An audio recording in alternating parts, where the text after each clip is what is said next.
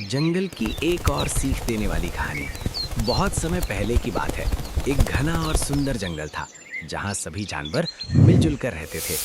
उस जंगल का राजा शेर वीर सिंह था।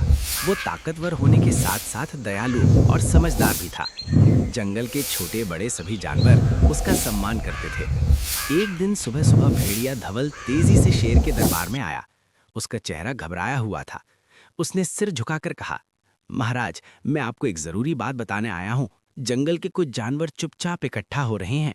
वे आपसे नाराज हैं और आपको राजा की गद्दी से हटाने की योजना बना रहे हैं। ये सुनकर शेर वीर सिंह कुछ पल के लिए चुप हो गया।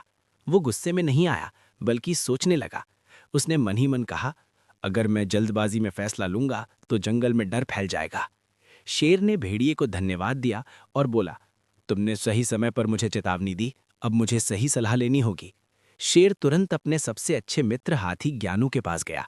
ज्ञानू जंगल में अपनी बुद्धि और शांत स्वभाव के लिए जाना चाहता था।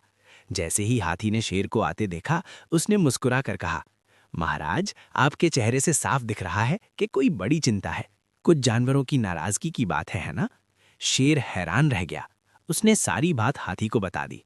हाथी ने ध्यान से सुना और फिर बोला, शेर मित्र, समस्या ताकत से नहीं, समझ से सुलझेगी।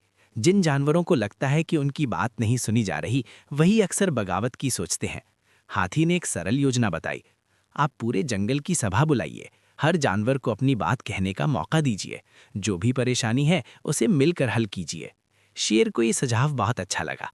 अगले ही दिन जंगल के मैदान में बड़ी सभा हुई।